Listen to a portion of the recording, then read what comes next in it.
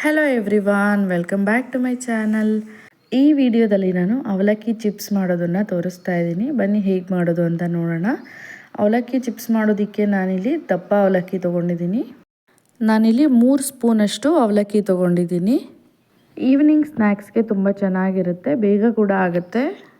ಎಣ್ಣೆ ಕೂಡ ಜಾಸ್ತಿ ಹಿಡಿಯೋದಿಲ್ಲ, ಕಡಿಮೆ ಎಣ್ಣೆಲೇ ಬೇಗ ಆಗುತ್ತೆ. ಈಗ ಇದಕ್ಕೆ ನೀರು ಹಾಕಿ ಚೆನ್ನಾಗಿ ವಾಶ್ ಮಾಡ್ಕೊಳ್ತಾ ಇದ್ದೀನಿ. ಇದರಲ್ಲಿರೋ ಡಸ್ಟ್ ಎಲ್ಲ ಹೋಗಲಿ ಅಂತ ನೀಟಾಗಿ 2-3 ಸಲ ವಾಶ್ ಮಾಡಿ ಮತ್ತೆ ಸ್ವಲ್ಪ ನೀರು ಹಾಕಿ ನೆನೆಯೋಕೆ ಇಡ್ತಾ ಇದ್ದೀನಿ. ಇದು ಒಂದು 15 to 20 ಮಿನಿಟ್ಸ್ ನೆನೆಬೇಕು ಚೆನ್ನಾಗಿ. ನೆಕ್ಸ್ಟ್ ಇದಕ್ಕೆ ನಾನಿಲ್ಲಿ 1.5 ಸ್ಪೂನಷ್ಟು ಕಡಲೆ ಹಿಟ್ಟು ತೊಗೊಂಡಿದ್ದೀನಿ. ಅವಲಕ್ಕಿ ಏನು ತೊಗೊಂಡಿದ್ವಿ ಅದರಲ್ಲಿ ಅರ್ಧ. ಈಗ ಒಂದು ಬಾಣಲಿಲಿ 1 ಸ್ಪೂನಷ್ಟು ಎಣ್ಣೆ ಹಾಕಿ ಅದಕ್ಕೆ ಒಂದು ಸ್ವಲ್ಪ ಜೀರಿಗೆ ಹಾಕಿ 1.5 ಸ್ಪೂನಷ್ಟು ಕಡಲೆ ಹಿಟ್ಟನ್ನು ಹಾಕಿ ಚೆನ್ನಾಗಿ ಮಿಕ್ಸ್ ಮಾಡ್ಕೊಬೇಕು. ಮಿಕ್ಸ್ ಮಾಡಿಕೊಂಡು ಇದನ್ನು ಸ್ವಲ್ಪ ಹುರ್ಕೊಳ್ಬೇಕು.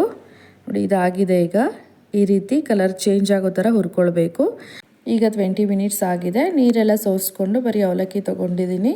ಇದಕ್ಕೆ ಸ್ವಲ್ಪ ಸ್ಪೈಸಸ್ ಹಾಕ್ಕೊಳ್ತಾ ಇದ್ದೀನಿ. ಖಾರಕ್ಕೆ ಅಚ್ಕಾರದ ಪುಡಿ, ಸ್ವಲ್ಪ ಅರಿಶಿಣ, ಪೆಪ್ಪರ್ ಪೌಡರ್, ಗರಂ ಮಸಾಲ, 2 ಸ್ಪೂನಷ್ಟು ಅಕ್ಕಿ ಹಿಟ್ಟು, ಹಚ್ಚಿರೋಂಥ ಕೊತ್ತಂಬರಿ ಸೊಪ್ಪು ಮತ್ತು ಶುಂಠಿ ಬೆಳ್ಳುಳ್ಳಿ ಪೇಸ್ಟು ಇಷ್ಟನ್ನು ಇದಕ್ಕೆ ಹಾಕ್ಕೊಂಡು ಕಡಲೆ ಹಿಟ್ಟೇನು ಹುರ್ಕೊಂಡಿದ್ವಿ ನಾವು ಅದನ್ನು ಇದಕ್ಕೆ ಹಾಕ್ಕೊಂಡು ರುಚಿಗೆ ತಕ್ಕಷ್ಟು ಉಪ್ಪನ್ನು ಹಾಕಿ ಚೆನ್ನಾಗಿ ಮಿಕ್ಸ್ ಮಾಡಿಕೊಂಡು ನಾದ್ಕೊಳ್ಬೇಕು. ಇದನ್ನು ಎಷ್ಟು ಚೆನ್ನಾಗಿ ನಾದ್ಕೊಳ್ತೀವಿ ಅಷ್ಟು ಚೆನ್ನಾಗಿ ಬರುತ್ತೆ.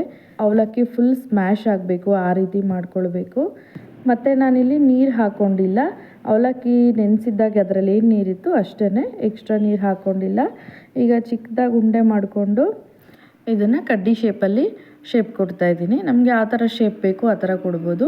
ನಾನಿಲ್ಲಿ ಕಡ್ಡಿ ಚಿಪ್ಸ್ ಥರ ಮಾಡ್ತಾಯಿದ್ದೀನಿ. ಸ್ವಲ್ಪ ಕೈಗೆ ಆಯಿಲ್ ಹಚ್ಕೊಂಡ್ರೆ ಕೈಗೆ ಹಚ್ಕೊಳ್ಳೋದಿಲ್ಲ, ಹಿಟ್ಟಿದು ಚೆನ್ನಾಗಿ ಬರುತ್ತೆ. ಇದನ್ನು ಒಂದಷ್ಟು ಸ್ಟಿಕ್ಸ್ನ ರೆಡಿ ಮಾಡಿ ಒಂದು ಪ್ಲೇಟಲ್ಲಿ ತೆಗೆದಿಟ್ಕೊಳ್ತಾ ಇದ್ದೀನಿ. ಈ ಥರ ರೆಡಿ ಮಾಡಿ ಇಟ್ಕೊಂಡ್ರೆ ಕರಿಯೋದಕ್ಕೆ ಈಸಿ ಆಗುತ್ತೆ. ಒಂದೊಂದೇ ಮಾಡ್ತಾ ಹಾಕೋಕ್ಕಾಗಲ್ಲ, ಲೇಟ್ ಪ್ರೊಸೆಸ್ ಆಗುತ್ತೆ. ಸೊ ಈ ಥರ ರೆಡಿ ಮಾಡಿ ಇಟ್ಕೊಂಡ್ರೆ ನಮಗೆ ಈಸಿ ಆಗುತ್ತೆ, ಬೇಗ ಕ್ವಿಕ್ಕಾಗುತ್ತೆ. ಮಕ್ಳಿಗಂತೂ ತುಂಬ ಇಷ್ಟ ಆಗುತ್ತೆ. ಟ್ರೈ ಮಾಡಿ ನೋಡಿ, ತುಂಬ ಇಷ್ಟಪಟ್ಟು ತಿಂತಾರೆ. ಸೊ ಇದು ನಾನು ರೆಡಿ ಮಾಡ್ಕೊಳ್ಳೋ ಅಷ್ಟರಲ್ಲಿ ಬಾಣಲಿಯಲ್ಲಿ ಎಣ್ಣೆ ಹಾಕಿ ಕಾಯಕ್ಕೆ ಇಟ್ಟಿದ್ದೆ. ಇದು ಬಿಸಿಯಾಗಿದೆ. ಈಗ ಒಂದೊಂದೇ ಸ್ಟಿಕ್ಸ್ನ ಬಾಣಲಿಲಿ ಹಾಕ್ಕೊಂಡು ಚೆನ್ನಾಗಿ ಡೀಪ್ ಫ್ರೈ ಮಾಡ್ಕೊಳ್ತಾ ಇದ್ದೀನಿ.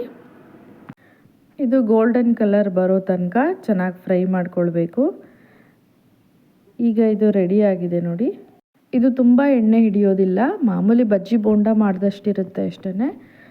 ತುಂಬ ಕ್ರಿಸ್ಪಿಯಾಗಿ ಚೆನ್ನಾಗಿ ಬರುತ್ತೆ. ಇದು ಅವಲಕ್ಕಿಯಿಂದ ಮಾಡಿರೋದು ಅಂತ ಗೊತ್ತಾಗೋದೇ ಇಲ್ಲ, ಹೇಳಿದ್ರೆ ಅಷ್ಟೇ ಗೊತ್ತಾಗೋದು. ಸೊ ನಾನು ಇದನ್ನು ಸಾಸ್ ಜೊತೆ ಸರ್ವ್ ಮಾಡ್ತಾಯಿದ್ದೀನಿ. ಇದನ್ನು ಸಾಸಲ್ಲಿ ಡಿಪ್ ಮಾಡಿ ತಿಂದರೆ ತುಂಬ ಟೇಸ್ಟಿಯಾಗಿರುತ್ತೆ, ಚೆನ್ನಾಗಿರುತ್ತೆ, ಕ್ರಿಸ್ಪಿಯಾಗಿರುತ್ತೆ.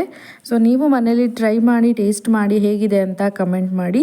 ಈ ವಿಡಿಯೋ ನಿಮಗೆ ಇಷ್ಟ ಆಗಿದರೆ ಲೈಕ್ ಮಾಡಿ, ಶೇರ್ ಮಾಡಿ, ಸಬ್ಸ್ಕ್ರೈಬ್ ಆಗೋದು ಮಾತ್ರ ಮರಿಬೇಡಿ. Thank you.